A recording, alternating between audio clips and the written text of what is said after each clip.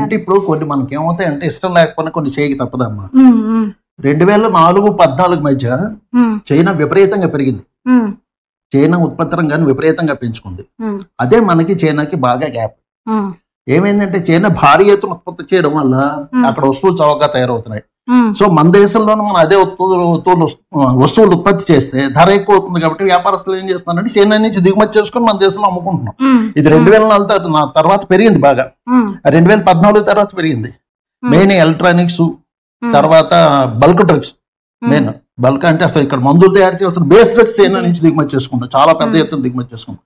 So ఇటువంటివి కొన్ని ముఖ్యమైనవి మనం అవాయిడ్ చేసుకోలేం. చైనా నుంచి ప్రస్తుతానికి దిగుమతి చేసుకోవాల్సింది. మన దేశంలో అంత మేర తయారయ్యేదాకా చైనా మీద ఆధారపడవలసింది. మనం చేయవలసినవి ఏంటి? మన దేశంలో చిన్న కుటీర తరహా పరిశ్రమలు, మధ్య తరహా పరిశ్రమలు ఏవైతే తయారు చేయగలవో వాటికి ప్రోత్సాహం ఇచ్చి ఆ వస్తువులు చైనా నుంచి దిగుమతి చేసుకోవడం తగ్గించుకోవచ్చు. ఇప్పుడు బొమ్మలని లేకపోతే టపాసులని ఇటువంటివి చైనా నుంచి దిగుమతి చేసుకోవాల్సిన అవసరం లేదు. అందుకని అటువంటి వాటిని పరోక్షంగా మోడీ గారి ఉద్దేశం అదే. మన చేతుల్లో ఏమైతే ఉన్నాయో మనం ఏమి తయారు చేసుకోవాలో అట్లీస్ట్ అవైనా మనం ఇక్కడ కొనుక్కుందాం మనం, అంతే తప్పితే చైనా నుంచి మనం చైనా వస్తువులు వాడొద్దు అంటే ఉద్దేశం అదే. అంతేగాని చైనా నుంచి హైటెక్ గూడ్స్ తెచ్చుకోవడం మానేలేం, ప్రస్తుత పరిస్థితుల్లో మానేలేం. ఇంకా మన దగ్గర అంత టెక్నాలజీ డెవలప్ అవ్వలేదు. రాబో రోజుల్లో డెవలప్ అవుతుంది. వచ్చే దశాబ్దంలో ఖచ్చితంగా మన టెక్నాలజీ డెవలప్ అవుతుంది. మనకి ఫ్యాబ్ ఇండస్ట్రీస్ వస్తున్నాయి. మెయిన్ అయితే చిప్స్ చైనా మీద చాలా ఆధారపడుతున్నాం. ఆ చిప్స్ మనం కూడా తయారు చేస్తున్నాం. ఈ ఏడాది చివరికల్లా ఇంపార్టెంట్ స్టార్ట్ అవుతుంది, మనకి మ్యానుఫ్యాక్చరింగ్ స్టార్ట్ అవుతుంది. చిప్స్ మ్యానుఫ్యాక్చరింగ్ కూడా నెక్స్ట్ ఇయర్ కల్లా బాగా పుంజుకుంటుంది. రూమర్ ఏముంది అంటే అసలు భారత్ ఎంత తొందరగా అభివృద్ధి చెందడం అన్నది పాశ్చాత్య దేశాలకి చైనాకి ఇష్టం లేదు. ఏషియాలో ఇప్పటిదాకా చైనా ఆధిపత్యం సాగుతోంది. సో ఈ పరిస్థితుల్లో తనకు పోటీగా భారత్ రావడం ఇష్టం లేదు.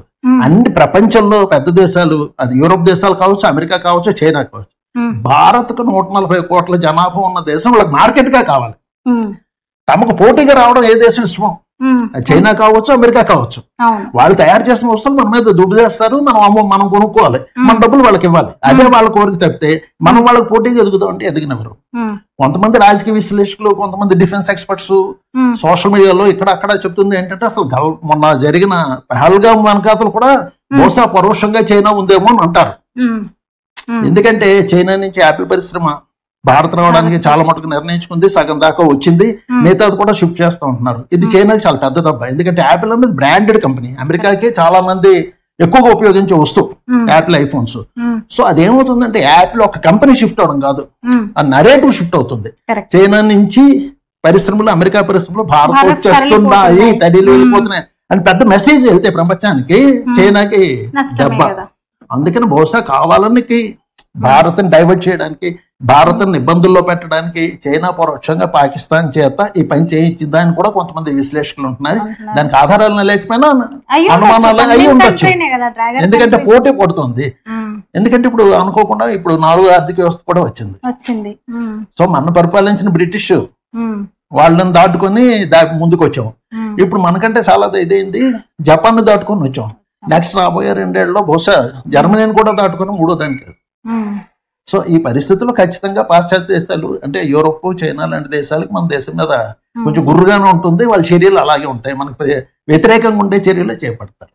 ప్రాబ్లం ఏమొచ్చిందంటే జపాన్ కి జనాభా వయసు పెరిగిపోయింది, పనిచేసే జనాభా తగ్గిపోయి ముసలి వాళ్ళ జనాభా పెరిగిపోయింది. దానివల్ల పూర్వం జపాన్ 15 ఏళ్ళు 20 ఏళ్ల కింద జపాన్ లేదు. జపాన్ మనం ఇప్పుడు జపాన్ దాటుకొని మనం వెళ్ళామంటే 2 కారణాలు. ఒకటి, మనం వేగంగా పరిగెత్తాము, జపాన్ వేగంగా కిందకు దిగుతాం. అది కొంచెం కిందకి దిగడం, మనం కొంచెం పైకి వెళ్ళడం వల్ల మనం తొందరగా దాటాం. పూర్వంలాగా జపాన్ పెరుగుతూ ఉంటుంటే మనకి ఇంకా టైం పెట్టేది జపాన్ దాటడానికి. జపాన్ యాక్చువల్గా ఏం చేశారంటే వాళ్ళ ఆర్థిక వ్యవస్థ కోసం అని చెప్పి కొన్ని సంస్కరణలు తీసుకొచ్చారు. వాళ్ళ వాటి మీద కొన్ని సంస్కరణలు, ఆ సంస్కరణ వల్ల జపాన్ ఆర్థిక వ్యవస్థ కొంచెం దెబ్బతింది, బలహీనపడింది. అదొక మనకి అడ్వాంటేజ్, జపాన్ దాటడానికి మనకు అది అవకాశం కలిగింది. అంటే ఈ లెక్కన సార్ ఇప్పుడు చైనా కూడా వృద్ధ చైనా ఇప్పుడు హైయెస్ట్ పాపులేషన్ అంటే నెంబర్ 1, 2 మనం కూడా అధిగమిస్తున్నాము. అయితే మనకి అడ్వాంటేజ్ ఏంటంటే మనం చెప్పుకునే మాట యువ జనం ఎక్కువగా ఉంది, యువత ఎక్కువగా ఉన్న కంట్రీ, అది మనకు కలిసి వస్తుంది. అంటే ఇప్పుడు అది కూడా ప్లస్ అయిందా? ఆ రకంగా కూడా మనం చైనాను అందుకే ఇప్పుడు IMF వరల్డ్ బ్యాంక్ లాంటివన్నీ ఏంటి ఆలోచిస్తుందంటే రాబోయే రోజుల్లో భారతం 3వ స్థానంలో చాలా పదిలంగా ఉంటుంది, చాలా రోజులు ఉంటుంది, పెరుగుతుంది. 3వ స్థానంలో నిలబడమే కాకుండా చైనాకి పోటీగా ఎదుగుతుంది ఖచ్చితంగా. ఎందుకంటే 2 కారణాలు ఉన్నాయి. ఒకటి అక్కడ జనాభా, వృద్ధ జనాభా పెరగడం ఒకటి, తర్వాత రెండోది మిలిటరీ పరిపాలన. ప్రజాస్వామ్యం లేవు, అంత గుట్టుగా జరుగుతుంది. మనకి ఇక్కడ ఓపెన్ గా ఉంటుంది, వ్యాపార రహస్యాలు కానీ ఏమైనా సరే, వ్యాపారం, ట్యాక్స్ సిస్టమ్ కానీ, కోర్టులు కానీ, మొత్తం అంత మంది ఓపెన్ గా ఉంటుంది ఇక్కడ. కానీ చైనాలో ఉండదు. సో పరిశ్రమలు పెట్టే వాళ్ళకి ఓపెన్ ఉన్న సొసైటీ అయితే వాళ్ళకి సదుపాయంగా ఉంటుంది. సో ఈ పాజిటివ్ కారణాల వల్ల భవిష్యత్తులో కొన్ని కంపెనీలు బాగా మనకి భారత్ వైపు రావడానికి అవకాశం ఉంటుంది. అందుకని రాబోయే రోజుల్లో ఎలా ఉంటుందో చూడాలి. అందుకే IMF చైనా మన మీద చాలా, అదే IMF వరల్డ్ బ్యాంకు మన దేశం మీద చాలా పాజిటివ్ అవుట్లుక్ ఉన్నాయి. అంటే అనుకున్నాం సార్ 70 ఏళ్ళ స్వతంత్రం, 75 ఏళ్ళు, 7.5 దాదాపు 8 దశాబ్దాలు అవుతుంది, ఏంటి ఇంకా డెవలపింగ్ కంట్రీగానే ఉంది అంటే నిజంగా మార్పు ఇప్పుడు మనం చూస్తున్నాం.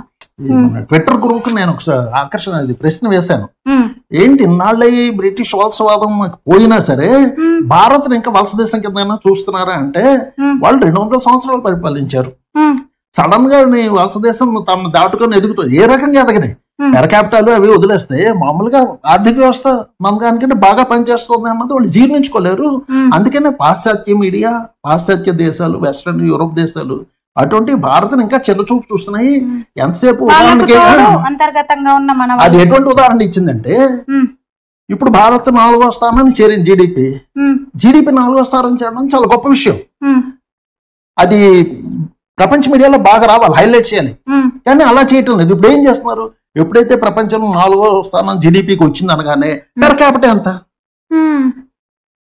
పెర్ క్యాపిటల్ ఇంత తక్కువ ఉంది, జపాన్ ఇంకా అంత ఎక్కువ ఉంది, జపాన్ తక్కువ ఉంది. అంటే అటువంటిప్పుడు నువ్వు ఇక్కడ ఏం చేస్తున్నారు, వచ్చిన జీడిపిని 140 కోట్ల మంది తోటి తయారు చేసి సగటు తీస్తున్నావు, మంచిదే, అది కరెక్టే. సరే, ఇదే పరిస్థితి కోవిడ్ జరిగింది. కోవిడ్ లో 5 లక్షల మరణాలు జరిగితే ప్రపంచంలో ఎక్కువ మరణాలు ఉన్న దేశం భారత్. అక్కడ నువ్వు మరి తీసుకున్నా, గోవాకి అదే చెప్పింది. అప్పుడు నువ్వు తీసుకుంటున్నప్పుడు అప్పుడు సరాసరి తీసుకోవాలి కదా. 140 కోట్లు 5 లక్షల మంది అంటే చాలా తక్కువ. యూరోప్ దేశాలతో పోలిస్తే భారత్ లో మరణాల సంఖ్య తక్కువ అని అప్పుడు రాశారా? రాయలేదు. పెద్ద హెడ్డింగ్ పెట్టి నెంబర్ 1 భారతదేశంలోనే ఎక్కువ మరణాలను రాశారు. ఇది ఈ వెస్ట్రన్ మీడియా, పాశ్చాత్య మీడియా, పాశ్చాత్య దేశాలు ఇప్పటికీ భారత్ ని చిన్న చూపు చూస్తున్నాయి పరోక్షంగా. అంటే వాళ్ళకు ఒక రకమైన ఇంకా ఇప్పటికీ కొలోనియల్ వలసవాదం ఇది ఇంకా వాళ్ళకి పోలేదు అని చెప్పి స్వయంగా గ్రోకో చెప్పింది, ఆర్టిఫిషియల్ ఇంటెలిజెన్స్. ఇది పరిస్థితి. థ్యాంక్ యూ సార్, నిజంగా మంచి టైం ఇచ్చి మంచి సమాచారం ఇచ్చినందుకు ధన్యవాదాలు. థ్యాంక్ యూ దేవిక, మొదటిసారి మీ ఛానల్లోకి ఆహ్వానించినందుకు. Thank you sir.